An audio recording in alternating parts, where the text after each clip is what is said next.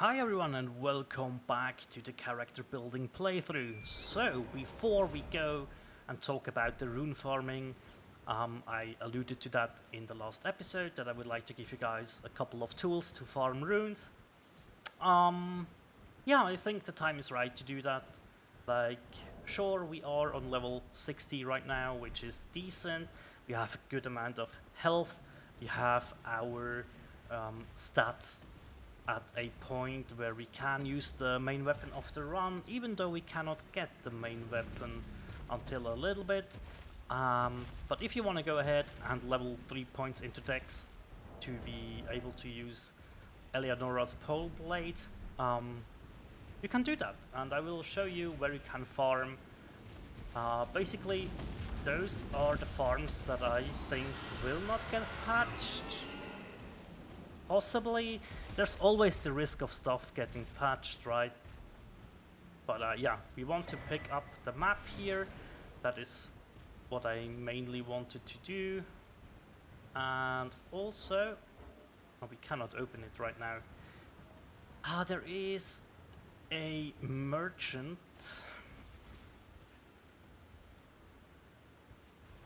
Hang on. There should be a grace nearby. Yes! Right here. Awesome. Which means the merchant should be up there. Quickly check. Yeah, so we now have the map for the Dragon Barrow. Honestly, I just wanted you guys to have this as well. It just makes it easier to read the map when we are talking about stuff over here, right? So we will quickly go over to the merchant that I was talking about, because he does have a cool armor set for sale. Not one that we will be using in the near future, but we might want to compare it to the knight set actually. Yes, I would like to compare this, just so I know, because I thought it was a very decent armor set. So let's grab this grace and take a quick look. 0.6, everything is okay, and 19 poise. So he has the Land of the Reeds armor, way less poise, better lightning and holy resistances, fire and magic may be better, physical definitely worse. But that's still good to know. This is basically the samurai starting class equipment here. At least the armor set, which is cool. You get the beast repellent torch here, which can be useful. Also an unlimited supply of serpent arrows. Those are poison arrows. Spiked cestus, ritual pot over here, dragonwand grease, just 2 of them, but hey, at least. And 2 lost ashes of war. Very useful, very useful. But let's talk about rune farming. We alluded to 2 of the AFKable or semi-AFKable, you have to do a little bit of setup farms. One is here at the Impassable Great Bridge. And what you want to do here, this is a very bad rune farm, honestly, that was just discovered by accident at some point. Just right over to this wall. You can hear the alarm sound going off, you come back. And you just chill in safety. Hello. You can also kill some birds if you want to. And in the background, over there, you should see some damage numbers. There we go. So you trigger all these guys into fighting. Now, this is doable very early on, and I don't think you should do this at the point of the game where we are right now. But also, this could be your, hey, I need a quick toilet break, and I want to grab something to drink, and just trigger this. Go AFK for 5 minutes, come back, and stuff should be dead, and you should have a couple of runes lying around, right? Right. The second one, that is almost AFKable in the same way, is the War Dead Catacombs. But do not forget how scary this place can be. Basically what you want to do is make sure these guys are spawned in and are fighting each other, so let's grab this item. It's some magic grease. We just run up here, run around. There we go. And come up here. Get to safety from the archers. Just want to make sure everything is triggered. Basically run past these guys. Ow, I forgot about this archer. Yeah, that's my bad. Okay. Now that these guys are aggroed, the safest way to hide, or the safest place, is probably back down here near the boss room. So you would go AFK right here and just let chaos unfold.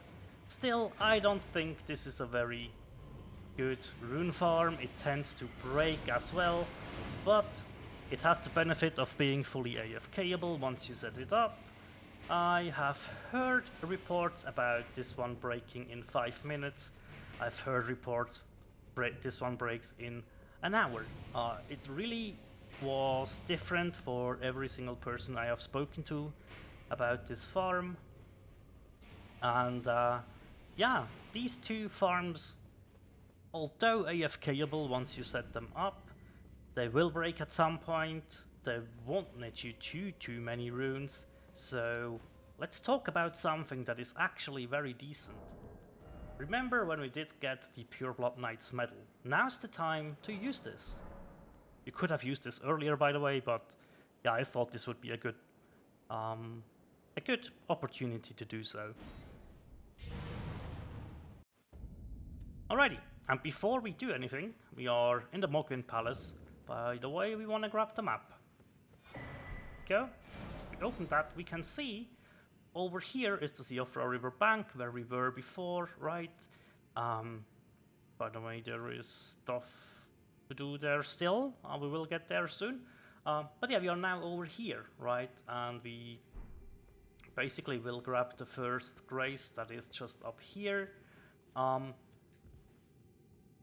You can do a risky thing and run up these steps and try to... Actually, we are able to do this right now. We would be able to. I am convinced. But that's not where the rune farm is. That's where the boss is. That is where a very important item is that we will want to get at some point. But what we want to do now is make our way through this area. It's scary, I know it's scary, but you can do it. Make your way over here, stay at... I like to stay to the left side here. As long as I'm doing this, I was fine. We want to grab the Ghost Glow Fort 8 here. Glad I remembered that.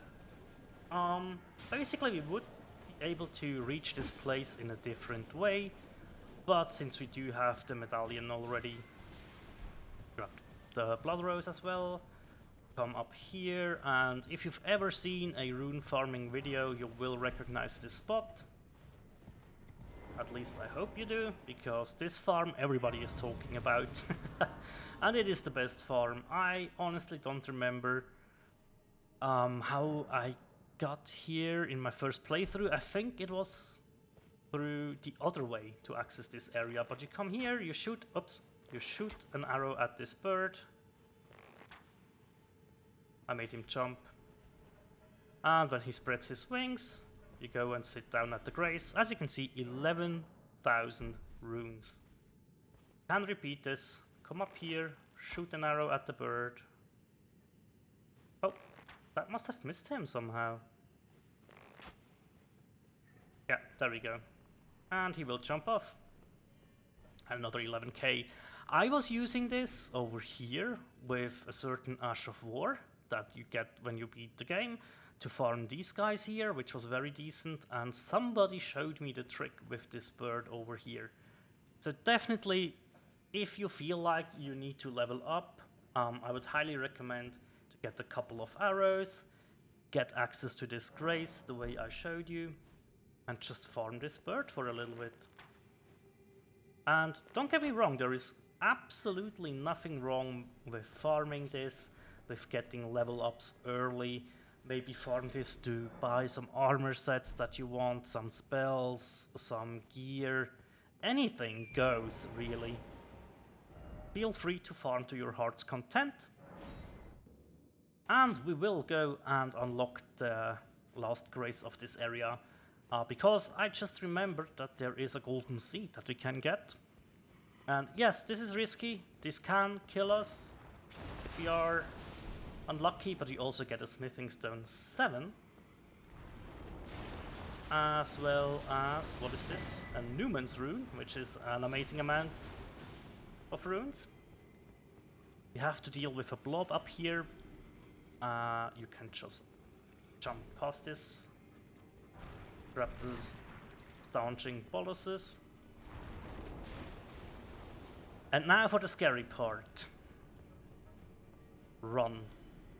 Just run and try not to stop. There is a merchant in this area that does sell decent stuff, but also there was an enemy spawn right there. We will grab the Lord's Rune, which is risky. There was an enemy spawn behind us. That guy will throw daggers at us at some point. Those will inflict bleed. The Ghost Glowfort 9 we will happily take with us. You can hear the steps behind us. There was the throwing knife. All we care about is making it over to this grace and light it up. If we die now, everything's good. He de-aggroed, so that was lucky. There is, however, that red summon sign there. That would conclude Varay's questline. We will do that later. I accidentally farmed enough runes to level up. That's interesting. Yeah. That's just how good that farm is with the bird. I will try to find the post, I think it was in Discord, where somebody linked me a video in response of me live streaming in Discord where I was rune farming, and they linked me a video with like, you could have just killed the bird, you know, and I was like, oh, well, I did not know that. Right, in preparation for this, we need to open that chest over there, but there's one of the enemies that was just chasing us in the way, and these guys are scary. Get on top of here. See, he did hit us. It's okay. Somber Ancient Dragon Smithing Stone, that is needed to max level a Somber weapon. Get a Golden Rune 13, and when you jump over to here, there is a golden seed on this corpse. I don't know why, and it took me a very long time to find this one. But it is there. It is there. We now have 2. We will grab 4 pretty easily in the future. And then we need 3 more, I think. That will put us at 11, 12, 13 flasks. Oh, I think there's a couple of more golden seeds for us to collect. But yeah, the thing is now, as you can see, that guy doesn't aggro that fast, right? So we can see that we missed an item over there. We can see we missed an item down here. So let's drop down. Grab this item, which is a stone sword key. Alright. Let's collect the item that we missed up here as well. I mean, we now have the grace. There is nothing really that bothers us if we die and lose the runes. then we lose the runes. I want to quickly go over to the merchant and do a quit out to reset enemy aggro, so we can talk about the stock of this merchant, because I think it's important that we talk about that. But also, we could, yeah, see, our damage isn't that high, and they hit very hard. We are definitely able to inflict bleeds on them, which is the only saving grace we have. They will inflict bleed on us, as you can see clearly, and they do that very quickly, and their normal damage is insane, and see, that is a perfect example. These guys are menacing. Actually, there was a stake of Marika nearby, which I didn't... Oh, that's very useful. It's basically right... Oh man, yeah, that's very useful for your run through up to the Grace. Neat, okay. Let's test the quit out, because I'm not sure if that works. It should work in theory, and indeed we seem to be fine. This merchant though will sell you blood roses, a couple of staunching boluses, some rune arcs, another lost ashes of war, which is cool, 5 stones or keys in case you need them, dwelling arrows, but bird bolts. Those are bolts needed to cause bleed build up, and so that can be very useful. And the infinite blood roses can help if you want to. You can also farm those, I showed you that in the beginning of the playthrough, so yeah, just wanted to go over the inventory of this one here.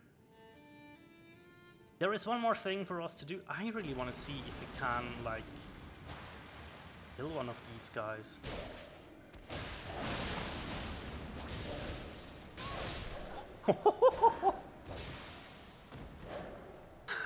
Holy smokes! Alrighty, we made it back to the Grace, to the aggro everybody back there. You probably are capable of dealing with Vare with this red summon sign here. There's not really a point to do that right now, which is okay, but you can if you want to, you can try. Whatever you do though, please do not go up this elevator and kill the boss up there. That will lock you out of an armor piece that we will be using for this character. If you don't need that armor piece, if you have it already, you can go ahead and kill this boss, although we will be coming for this boss way later, way later, basically near the end of our playthrough. But yeah, best way to farm runes, honestly, the palace approach ledge road. Use your bow and arrow, shoot the bird across the lake, let him fall down, reset. That will net you a whole bunch of runes. So yeah, that's pretty much it. Next time we will be continuing over at Fort Height. And I'm looking forward to that. So yeah, that is it for today. Thank you so much for watching, guys. And as always, take care. Bye.